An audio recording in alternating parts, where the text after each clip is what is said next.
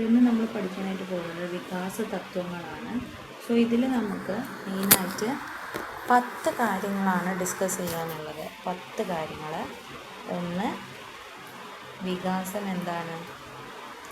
വികാസം എന്ന് പറയുന്നത് അനുസ്യൂതമാണ്. വികാസം എന്ന് പറയുന്നത് അനുസ്യൂതമാണ്. അനുസ്യൂതം എന്ന് പറഞ്ഞാൽ എന്താണ്? കണ്ടിന്യൂസ് ആയിരിക്കും. എന്താണ്? കണ്ടിന്യൂസ് ആണ്. വികാസം എന്ന് പറയുന്നത് ഒരിക്കലും സ്റ്റോപ്പ് ചെയ്യില്ല. അതെന്താണ്? കണ്ടിന്യൂസ് ആയിട്ട് നടന്നുകൊണ്ടേയിരിക്കുന്ന ഒന്നാണ്. ഇനി രണ്ടാമതായിട്ട്, വികാസം എന്ത് നിയമം പാലിക്കുന്നു? ഗതി നിയമം പാലിക്കുന്നു. എന്താണ് ഈ ഗതി നിയമം എന്ന് പറഞ്ഞാൽ? അതായത് ഡിറക്ഷണലാണ്. അതിനൊരു ദിശയുണ്ട്. ഡിറക്ഷണലാണ്. വികാസം എന്താണ്? ഡിറക്ഷണലാണ്. അതായത് അതിന് നമുക്ക് പിന്നീട് വിശദീകരിക്കാം. തൽക്കാലം നമുക്ക് ഏതൊക്കെയാണെന്ന് നോക്കാം. ഇനി മൂന്നാമതായിട്ട്, വികാസം എന്താണ്? സഞ്ചിത സ്വഭാവത്തോടു കൂടിയുള്ളതാണ്. സഞ്ചിത സ്വഭാവത്തോട് കൂടിയുള്ളതാണ്. എന്താണ് സഞ്ചിത സ്വഭാവം എന്ന് പറഞ്ഞാൽ? ക്യൂമുലേറ്റീവാണ്. എന്താണ്? ക്യൂമുലേറ്റീവാണ്. ഓക്കെ, വികാസം എന്ന് പറയുന്നത് ഡെവലപ്മെൻറ്റ് ഈസ് ക്യൂമുലേറ്റീവ്. നാലാമത്തത് ഏതാണ്? വികാസം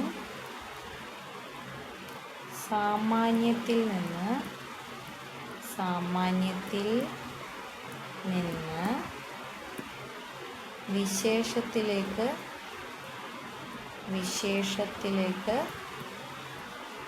കടക്കുന്നു.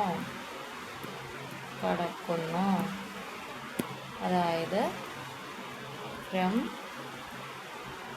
ജനറൽ ടു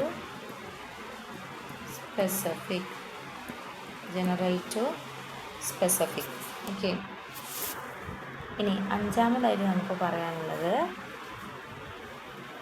വികാസം എന്ന് പറയുന്നത് പാരമ്പര്യത്തെയും നമ്മുടെ പരിസരത്തെയും ആശ്രയിച്ചിരിക്കുന്നു എന്നുള്ളതാണ്.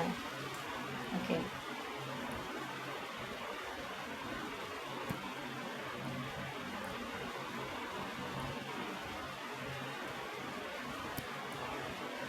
എന്താണ്? വികാസം പാരമ്പര്യത്തെയും അതേപോലെ പരിസരത്തെയും ആശ്രയിക്കുന്നു. Okay, heredity and environment. അത് ഹെറിഡിറ്റിയെയും അതേപോലെ തന്നെ എൻവിറോൺമെൻറ്റിനെയും ഡിപ്പെൻഡ് ചെയ്യുന്നുണ്ട്. ആറാമത്തത്, വികാസം പരിപക്വനത്തെയും അതേപോലെ തന്നെ പഠനത്തെയും ആശ്രയിച്ചിരിക്കുന്നു.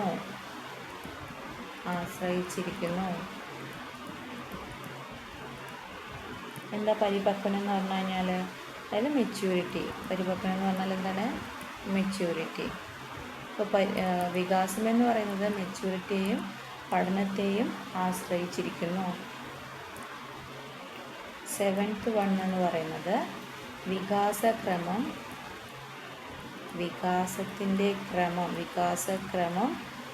എന്താണ്? ചാക്രികമാണ്.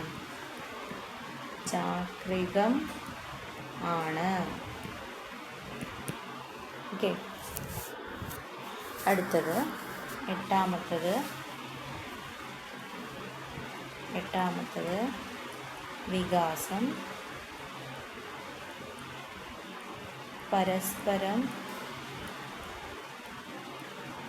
ബന്ധപ്പെട്ടിരിക്കുന്നു.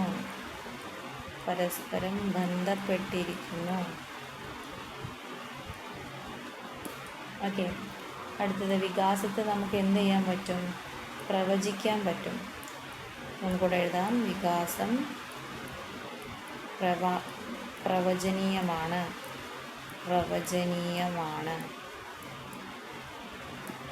ഓക്കെ, അത് പ്രിഡിക്റ്റബിൾ ആണല്ലേ. അടുത്തത് ലാസ്റ്റത്തത് വികാസത്തിൻ്റെ ഗതിയിൽ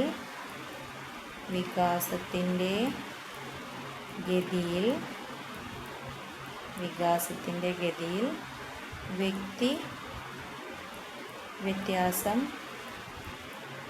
ഉണ്ടായിരിക്കും.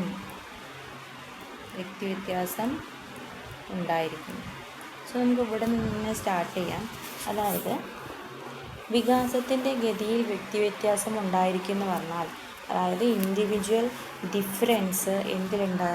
വികാസത്തിലുണ്ട് അല്ലേ. ഓരോരുത്തരുടെയും വികാസം എന്ന് പറയുന്നത് എന്താണ്? വ്യത്യസ്തമായിരിക്കും. നമുക്കറിയാം ഓരോ വ്യക്തികളും എന്താണ്? വ്യത്യസ്തരാണല്ലേ. ഓരോ വ്യക്തികളും എന്താണ്? വ്യത്യസ്തരാണ്. നമുക്ക് ഒരാൾക്കുള്ള കഴിവല്ല ആൾക്കുള്ളത് മറ്റൊരാൾക്കുള്ളത് അല്ലേ. സോ വ്യക്തി വ്യത്യാസം എന്ന് പറയുന്നത് ഉണ്ടായിരിക്കും. അതായത് ശാരീരികമായാലും ചാലകമായാലും വൈജ്ഞാനികമായാലും ഓക്കെ, ഏതൊക്കെ രീതിയിൽ വ്യത്യാസങ്ങൾ ഉണ്ടാവാം? പല രീതിയിൽ വ്യത്യാസങ്ങൾ ഉണ്ടാവാം. അതായത് നമുക്ക് പറയാം ഏതൊക്കെ രീതിയിൽ? ശാരീരിക വ്യത്യാസം അല്ലേ, അതേപോലെ വൈജ്ഞാനിക വ്യത്യാസം, അതേപോലെ ചാലക വ്യത്യാസം, അതേപോലെ എന്താണ് വൈകാരിക വ്യത്യാസം. സോ ഇങ്ങനെ എല്ലാ മനുഷ്യരും എന്താണ്? വിഭിന്നരാണ് അല്ലേ. ഓരോരുത്തർക്കും ഓരോരുത്തരുടേതായിട്ടുള്ള കഴിവുകളുണ്ട്.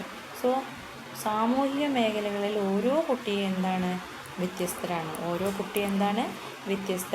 സോ ഈ വ്യത്യാസം തന്നെ വികാസത്തിൻ്റെ എന്തിലും പ്രതിഫലിക്കുന്നുണ്ട്? അതിൻ്റെ ഗതിവേഗത്തിലും എന്ത് ചെയ്യുന്നു? പ്രതിഫലിക്കുന്നുണ്ട്. ഓക്കെ, പിന്നെ നമ്മൾ പറഞ്ഞു വികാസം പ്രവചനീയമാണല്ലേ. വികാസം എന്ന് പറയുന്നത് എന്താണ്? പ്രവചനീയമാണ്. കാരണം എന്താണ്? നമുക്കറിയാം ഒരു നിശ്ചിത പ്രായമാകുമ്പോൾ, അപ്പം അതായത് ഇതൊരു 0 to 5, അത് കഴിഞ്ഞൊരു 5 to 10, ഇങ്ങനെ നമുക്ക് ഒരു 10 to 15 നമുക്കറിയാം ഒരു നിശ്ചിത പ്രായത്തിലൊരു കുട്ടിക്ക് എത്ര വളർച്ചയും വികാസവും ഉണ്ടെന്ന് നമുക്ക് ഒരു കണക്കുണ്ട് അല്ലേ. ഈ പ്രായങ്ങളിലൊക്കെ, അതായത് ഒരു പ്രായം വരെ, ഒരു നിശ്ചിത പ്രായത്തിൽ ഒരു പ്രായമാകുന്ന സമയത്ത് ആ ഒരു കുട്ടിയിൽ എത്ര തന്നെ വളർച്ചയും അതേപോലെ തന്നെ എത്ര തന്നെ വികാസമുണ്ടെന്ന് കണക്കുണ്ട് അല്ലേ. സോ കുട്ടിയുടെ വളർച്ചയുടെ തോതനുസരിച്ചിട്ടായിരിക്കും നമ്മളതിൻ്റെ എന്ത് ചെയ്യുന്നത്? അതിൻ്റെ പൂർണ്ണത എങ്ങനെയാകുമെന്ന് പ്രവചിക്കുന്നത്. അതായത് നമ്മളിപ്പോൾ പറയുകയാണ് കുട്ടിയുടെ എല്ലിൻ്റെ എക്സ്റേ പരിശോധിച്ച് കഴിഞ്ഞാൽ നമ്മൾ കുട്ടിയുടെ പൂർണ്ണതയിൽ കുട്ടിയുടെ വലിപ്പം എത്രയാണെന്ന് നമുക്ക് പറയാനായിട്ട് സാധിക്കും. സോ നമുക്ക് പറയാം വികാസം എന്താണ്? പ്രവചനീയമാണ്. ഓക്കെ, സോ ബുദ്ധിശക്തി, അഭിക്ഷമത, സാമൂഹിക ബന്ധം, ഇതൊക്കെ എന്താണ്? ഇങ്ങനത്തെ കാര്യങ്ങളൊക്കെ മനസ്സിലാക്കാൻ, ഇതിൻ്റെയൊക്കെ അളവുകൾ മനസ്സിലാക്കാൻ വേണ്ടിയിട്ട് ഓരോ മാപിനികളുണ്ട് അല്ലേ. ബുദ്ധിമാപിനികൾ ഒക്കെ മാപനങ്ങൾ എന്നൊക്കെ പറഞ്ഞിട്ട് നമ്മൾ പഠിച്ചിട്ടുണ്ട് അല്ലേ. അപ്പം മനഃശാസ്ത്ര വിദഗ്ധർ അതൊക്കെ തയ്യാറാക്കി വെച്ചിട്ടുണ്ട്. സോ നമുക്കത് അളക്കാൻ പറ്റുമെന്നാണ് പറയുന്നത്. സോ വികാസം എന്താണ്? പ്രവചനീയമാണ്. ഇനി നമ്മൾ പറഞ്ഞു വികാസം പരസ്പരം എന്ത് ചെയ്തിരിക്കുന്നു? ബന്ധപ്പെട്ടിരിക്കുന്നു അല്ലേ. വികാസം പരസ്പരം എന്ത് ചെയ്തിരിക്കുന്നു? ബന്ധപ്പെട്ടിരിക്കുന്നു. അങ്ങനെ പറയാനുള്ള കാരണം എന്താണ്? അതായത് ഭൗതികമായാലും അതേപോലെ തന്നെ ശാരീരികമായാലും അതേപോലെ തന്നെ വൈകാരികമായാലും അതേപോലെ തന്നെ സാമൂഹികമായാലും ഈ മേഖലകളിലൊക്കെയും എന്താണ്? വികാസം എന്ത് ചെയ്തിരിക്കുന്നുണ്ട്? പരസ്പരം ബന്ധപ്പെട്ടിരിക്കുന്നുണ്ട് അല്ലേ. ശാരീരിക ആരോഗ്യം മാനസികാരോഗ്യത്തെ എന്ത് ചെയ്യുന്നുണ്ട്? പുഷ്ടിപ്പെടുത്തുന്നുണ്ട്. അതേപോലെ തന്നെ മാനസികാരോഗ്യം ശാരീരികാരോഗ്യത്തെയും എന്ത് ചെയ്യുന്നു? പുഷ്ടിപ്പെടുത്തുന്നു. സോ വികാസം എന്ന് പറയുന്നത് എന്താണ്? പരസ്പരം ബന്ധപ്പെട്ടിരിക്കുന്നതാണ്. ഇനി അടുത്ത് നമ്മൾ പറഞ്ഞത് വികാസക്രമം ചാക്രികമാണ്. അതെന്താണ്? ചാക്രികമാണെന്നാണ് നമ്മൾ പറഞ്ഞത്. എന്താണിത്? നമുക്കറിയാം, ചെറിയ പ്രായത്തിൽ വളർച്ചയുടെ തോതെന്ന് പറയുന്നത്, വളർച്ച എന്തായിരിക്കും? കൂടുതലായിരിക്കും അല്ലേ ചെറിയ പ്രായത്തിൽ. അതായത് കുട്ടി ജനിച്ച് അത് കഴിഞ്ഞത് ശൈശവം എന്ന് നമുക്ക് പറയാം. അപ്പോൾ ശൈശവത്തിൽ കുട്ടിയുടെ വളർച്ച എന്ന് പറയുന്നത് എന്താണ്? വളരെ കൂടുതലായിരിക്കും. വളർച്ച എന്താണ്? വളരെ കൂടുതലാണ്. സോ ഒരു വയസ്സൊക്കെ ആകുമ്പോഴത്തേക്ക് ജനിക്കുമ്പം, അതായത് ശൈശവത്തിലെ വളർച്ച എന്താണ്? വളരെ കൂടുതലാണ് അല്ലേ. ഒരു വയസ്സൊക്കെ ആകുമ്പോഴത്തേക്ക് കുട്ടിയുടെ ഭാരം എന്ന് പറയുന്നത് എന്താകാൻ തുടങ്ങും?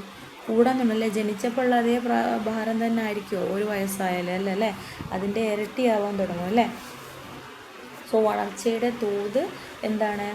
കൂടുതലാണ്. സോ കുഞ്ഞുങ്ങൾ ജനിക്കുമ്പോൾ ഉള്ള ഭാരമല്ല അവർക്ക് വലുതാവുമ്പോൾ ഉണ്ടാകുന്നത് അല്ലേ.